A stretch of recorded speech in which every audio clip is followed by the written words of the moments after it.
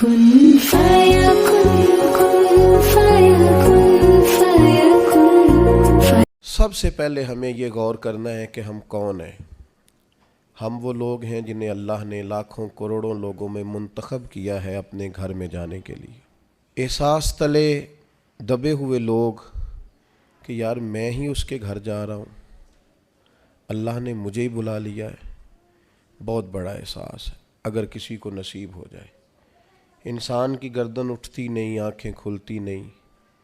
امام حسن رضی اللہ تعالیٰ عنہ صحابہ میں سے کثرت سے جاتے تھے، اور سیدنا عثمان غنی رضی اللہ تعالیٰ عنہ کثرت سے جاتے تھے، تو پیدل جاتے تھے اکثر حضرت حسن رضی اللہ تعالیٰ عنہ۔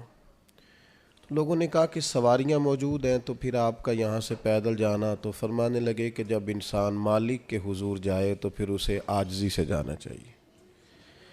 تو پروٹوکول کی طبیعت چھوڑ کر یہاں جانی چاہیے، اس لیے کہ اللہ تعالیٰ دیکھیں اسلام ہم پر کوئی سختی نہیں کرتا۔ سیدہ عائشہ صدیقہ رضی اللہ تعالیٰ عنہ فرماتی ہیں کہ دو چیزوں میں اگر نبی پاک علیہ السلام کو کبھی اختیار دیا جاتا تھا تو امت کے لیے جو آسان چیز ہوتی تھی اسے اختیار فرماتے تھے، مشکلات نہیں کرتے تھے۔ لیکن حج کے موقع پہ جس کو نہیں ہے عادت تامت باندھنے کی، اسے بھی باندھنی پڑے گی، سب کو ایک ہی جگہ رہنا پڑے گا۔ کیوں؟ اس لیے کہ امت مسلمہ کی وحدت قائم ہو، ایک بولی بولیں، ایک لباس میں ایک جگہ پہ اکٹھے ہوں، کہیں تو مسلمان سارے جمع ہو جائیں ایک چھتری تلے۔ تو سب سے پہلے تو جتنے ہمارے ذاتی پروٹوکول ہیں وہ ہمیں گھر چھوڑ کے جانے پڑیں گے۔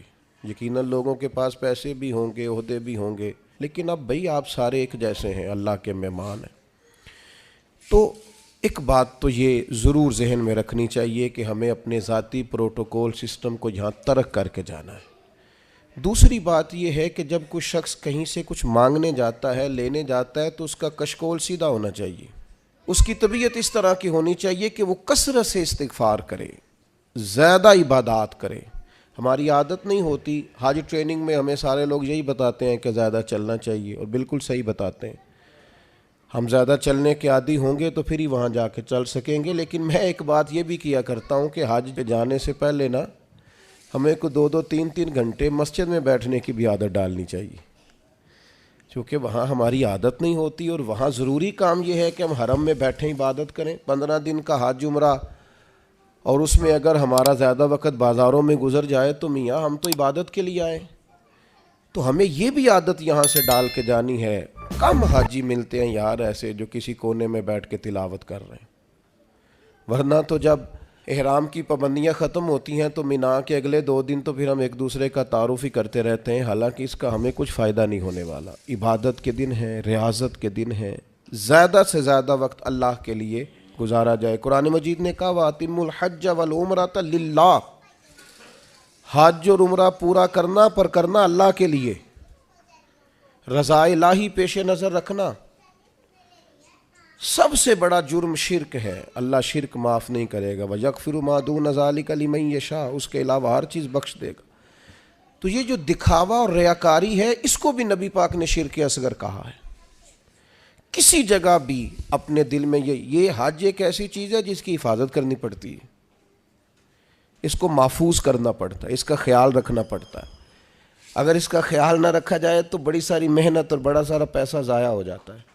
تو عرض یہ کر رہا ہوں کہ ایک تو اپنا پروٹوکول سسٹم چھوڑ جائیں، آرام اپنا گھر چھوڑ کے جائیں، واپس آ کے آرام کیجئے گا۔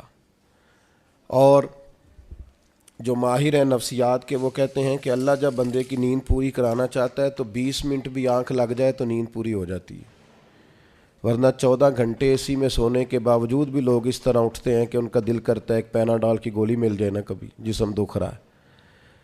تو نیند پوری کرنے نہیں وہاں جائیں، آپ آرام اور غصہ یہ 2 چیزیں گھر چھوڑ کے جائیں۔ خاص کر کے کہا وَلَا جِدَالَ فِي الْحَجِّ، حج میں جھگڑا نہ کرنا، اور بالخصوص جو اپنی فیملیز کے ساتھ جا رہے ہیں ان سے خاص کر گزارش ہے کہ وہ بالکل اپنے سارے معاملات، فیملی کی بحثیں گھر چھوڑ کے جائیں۔ غصہ نہیں کرنا وہاں جا کے، آرام پسند نہیں ہونا، گھر آ کے کریں گے انشاءاللہ۔ وہاں ویسے کوئی وہاں بے آرامی نہیں ہے، لیکن جو ہم عادی جس آرام کے ہوتے ہیں وہ بھی بہرحال وہاں میسر نہیں ہوتا۔ دوسری بات، ذوق شوق بڑی ضروری چیز ہے، سرمایہ ہے انسانی زندگی کا۔ حضرت شیخ ابو بکر شبلی رحمۃ اللہ علیہ سے کسی نے کہا تھا میرا اپنی بیوی سے بڑا سخت اختلاف ہے، اور سال بھی بڑے گزر گئے ہیں، بچے بھی جوان ہیں، تو اب کوئی ایسی صورت بھی نہیں کہ علیحدگی ہو سکے، تو کچھ بتائیں۔ تو فرمانے لگے کہ تو اصل میں نا اپنی گھر والی کی صرف منفی باتیں یاد رکھتا ہے، تو اس طرح کر، آج سارا دن تلاش کر اس میں خوبیاں کیا ہیں، اللہ تیرے دین کو تازہ کر دے گا، تیرا اسے چھوڑنے کو جی نہیں چاہے گا۔ اپنے آپ کو تازہ رکھنے کے لیے ہمیشہ مثبت چیزیں پیش نظر رکھنی چاہیے۔ میں بھی اللہ کی توفیق سے حاضر ہوا ہوں، آپ بھی جا رہے ہیں، کئی آپ میں سے 2 دفعہ بھی جا رہے ہوں گے، وہاں جس کو اللہ نے بلایا ہے نا، خدا کی رحمت ہوئی ہے تو گیا ہے۔ اگر ہمیں کچھ پتہ ہے تو ہم وہاں لوگوں کی غلطیاں نکالنے نہیں گئے، اپنی معافی لینے گئے۔ اس لیے مثبت باتیں ذہن میں رکھ کے جائیں۔ اور تیسری گزارش آپ سے یہ ہے کہ نبی کریم علیہ السلام نے فرمایا جلد بازی شیطان کی طرف سے اور بردباری رحمان کی طرف سے۔ ہم حج کرنے گئے، ہمیں کوئی کام نہیں ہے، کس بات کی جلدی ہے؟ آپ اطمینان سے اپنے سارے حج کے ارکان کو ادا کریں، اطمینان سے آپ عرفات میں دعائیں مانگیں، کچھ بھی نہیں ہوگا، آپ کو معذور لوگ پیدل چلتے نظر آئیں گے وہاں۔ اطمینان سے آپ اپنے اس طرح کا اطمینان نہ کریں کہ قافلے سے بچھڑ جائیں اور آپ کو ڈھونڈا جائے، لیکن یہ کہ جلد بازی نہیں، کچھ بھی نہیں ہونے لگا۔ طواف زیارت کا ٹائم 12 ذی الحج تک ہے، آپ 12 تک وہی ہیں، آپ سکون سے اطمینان سے لوگوں کو لے کے چلیں گے، آپ کو اس میں فائدہ نظر آئے گا۔ چوتھی گزارش یہ ہے کہ اسلام مذہب کیا ہے؟ حضرت تمیم داری رضی اللہ تعالیٰ عنہ نے نبی پاک علیہ السلام سے پوچھا کہ دین کیا ہے، تو فرمایا دین النصیحہ، میرا سارا دین کسی کا بھلا کرنے کا نام ہے، سارا دین خیر خواہی ہے۔ وہاں ایک دوسرے کو سپورٹ کرنا بڑا ضروری ہے، ایک دوسرے کو لے کے چلنا بڑا ضروری ہے۔ کچھ لوگ آپ کو بوڑھے ملیں گے، کچھ بیمار ملیں گے، کمزور ملیں گے، ان لوگوں کا خیال کرنا بڑا ضروری ہے، اس بات کا خاص کر لحاظ رکھیں۔ 5ویں گزارش حج پہ جانے والوں کی خدمت میں یہ ہے کہ آپ رب کریم کے مہمان ہیں، اللہ نے آپ کو چنا ہے، اپنے وطن کے لیے دعائیں مانگیں، امت مسلمہ کے لیے دعائیں مانگیں۔ ہمارے دل ایک دوسرے سے دور ہو گئے، ہر محکمہ ہر ادارہ ایک دوسرے کے بارے میں نفرت انگیزی کرتا ہے۔ اللہ کے حضور حاضر ہوں تو وہاں سے خیر طلب کریں کہ مالک ہم سارے آپس میں ہیں، ہمارے دلوں کو جوڑ دے، کچھ ایسا کر دے کہ امت میں وحدت پیدا ہو۔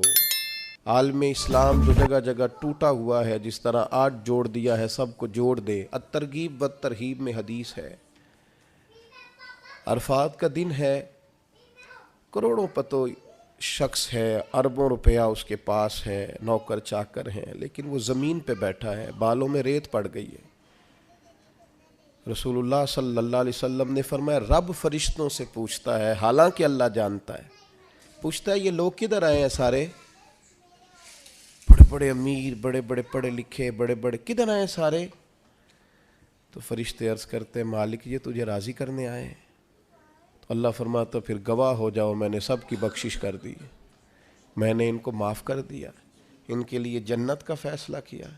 دوستو بڑی بڑی بات ہے، یعنی شارحین حدیث کہتے ہیں یہ بڑی بات نہیں، یہ بہت بڑی بات نہیں کہ رب کی بارگاہ میں ہمارا خالی ذکر ہی ہو جائے، وہاں تذکرہ ہی صرف ہو جائے، یہی بہت بڑا نہیں۔